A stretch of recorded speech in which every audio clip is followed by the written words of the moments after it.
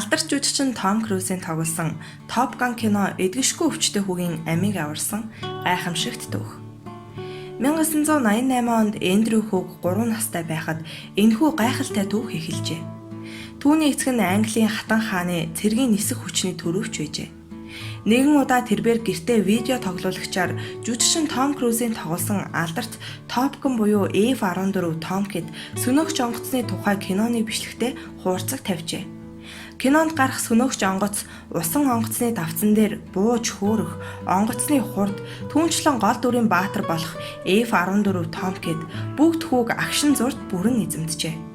Эндрю сөнөөгч онгоцны төлөө юугаач зориулахад бэлэн байв. Харамсалтай нь удахгүй түүний амь насыг авч удах аюулт өвчин зовоож эхлэв. 1991 оны сүүлчээр Эндрюд чөмөг шилжүүлж суулгах мэс засал хийжээ. Түүнийг тусгаарлаж ариутгасан өрөөнд хэвтүүлжээ. Эндрю эмнэлэгт цус сарын баярын амралт, шинэ жилийн баяр зэргээр бүтэн хэвтэж өнгөрүүлсэн байна. Бүрэн тусгаарлагдахын зэрэгцээ өчнөө олон эмчилгээ хийлгэсэн 6 настай түүнийг тэмчих баярлуулсангүй. Түүнд аз жаргалтай боллоо хэмээн догдлуулсангүй. Ийм нэгэн онцгой өдрүүдийн нэгэнд түүний эцэг нь ирэхээр эмнэлэгт иржээ. Тэрбээр хүүгээсээ нэгэн зүйл асуусан нь Эндрюгийн амьдралд мартагдашгүй дурсгалт мөч болон үлджээ. Эцэг нь хүүгийнхээ ор руу тонгож "Хэрв хоол сайн идвэл бид чиний төлөө юу ч хийхэд бэлэн байна. Чи дуртай зүйлээ хэлэл дээ" гэжээ. Эндрюгийн толгойд ганц л зүйл эргэлдэж байв. "Би Top Gun дээр байж үзмээр байна" хэмээн хариулжээ. Гэхдээ Эндрю хөө энэ бараг л бүтэхгүй дээ хэмээн дотроо бодож байж. Тэгээд ч Top Gun жинхнэрээ байдаг юм болов уу хэмээн боджээ. Харамсалтай нь энэ үед Эндрю цусны өвчнөөр өвдөж эхэлж байна гэсэн эмнэлгийн шинжилгээний хариу гарч түүнээс хойш энэ өвчин 9 жил дахин сэтэрч дахиад чөмөг шилжүүлж суулгах мэс засал хийлгэх зэргээр түүнийг зовоожээ. Энэ бүх зовлон зүдгүүр хэцүү байсан ч эмнэлэгт яаж игээд видео тоглуулагч олж Top Gun-тай киногоо үздэг нь түүнд сонин үл ойлгогдох сэтгэгдэл төрүүлж байв. Эндрю Top Gun-тай киногоо дахин үзэхдээ уйддаггүй байв. Сөнөөгч онгоцнуудыг бишрэн нисхийн сайхныг ойлгохыг хичээж байлаа. Мирамар цэргийн нисэх онгоцны буудалд эгнэн зогссон Томкэдүүд хүүгийн ухаан бодлыг үнэхээр их эзэмдэж байсан байна.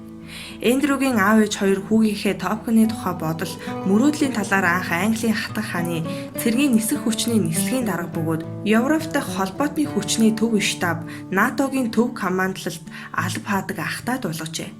Ах нь Брюссел дэх НАТОгийн байранд ажилладаг байсан тул Америкийн цэргийн албан хаагчтай байнга уулздаг байжээ.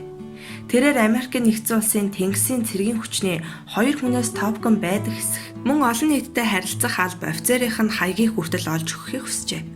Үнэхээр байдаг гэдэг мэдээ ирж Тейлорийнхны амьдардаг хотын хүмүүсийн сонор төрмөгц танил талын болон бүхэл сайн санаат хүмүүс Эндрюг аав ээжтэйгээ Калифорни мужийн Сан Диего дахь Мирамар цэргийн баазад Top Gun-ыг үзэхэд хэрэгцээтэй мөнгийг хандивын замаар цуглуулж эхэлжээ.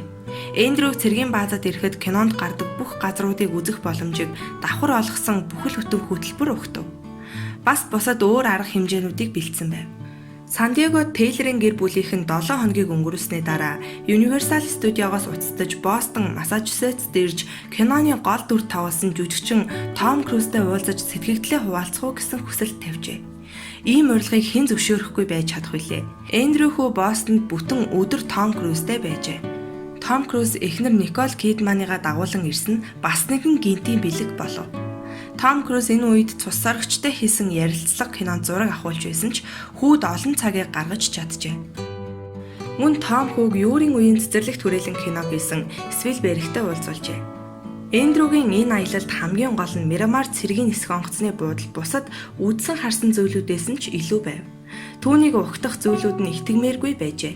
Томкэдүүд Мирамарын зогсоол дээр яг л кинонд ирэх шиг сүрлэгээр игнэн зогсгож F-14-ийн нисгэгчийн кабинд сууж сөнөөгч онгоцнуудын хөдөлгүүрээс гал асч хөөрч байхыг харах нь 6 настай хүүд энэ дэлхийд үтсэн хамгийн өндөр юугаарч солишгүй сэтгэгдэл байлаа. Энэхүү аяллаас хойш Эндрю 2 удаа Мирамарт ирж Top Gun-ы Aura шоуны төгсгөлийг хүртэл үзэж амжжээ. Хамгийн гайхалтай нь Эндрю хүүгийн Top Gun-ыг үзэхээр хийсэн аялал нь түүний амьдралд эргэлт хийж өвчин санаанд оромгүй хурдан илэршив. Эмнэлгийн статистикийг үзвэл ийм оноштой хүүхэд цаашид амьдрах боломжгүй байдаг гин. Гэтэл Эндрю энэ өвчнөөр өвдөж байгаад амьд үлдэж идэрсэн цөөн хүүхдүүдийн нэг болсон юм. Одоо Эндрю цусны өвчнөөсөө бүрэн салжээ. Хэдэн жилийн өмнө Эндрю сүүлчийн 4 дахь шатны эмчилгээгээ хийлгэж, өмнө нь чөмөг шилжүүлж суулгаж байх үед илэрсэн халдварт С гепатит өвчнөөсөө хүртэл бүрэн салжээ. Эндрю цусан дахь адреналин, тестостероныг бүтээдэг булчирхаагаа сэргээхийн тулд урт удаан хугацааны гормоны эмчилгээ хийлгэсэн байна. Өдгөө Эндрю Шинэ Зеланд дахь Eagle Airways-ийн авиа компанид инженерээр ажиллаж байна. Тэрээр ажилдаа маш их сэтгэл хангалуун байдаг нь тодорхой. Эндрю хэлэхдээ Top Gun хийсэн аялал минь өвчнөд тэнцвэрслийг минь бадруулсан. Миний амьдралын хизээч марташгүй үйл явдал болсон. Хайртай аав ээжтэй үнэхээр их баярлалаа хэмээн дурсан ярьдаг байна.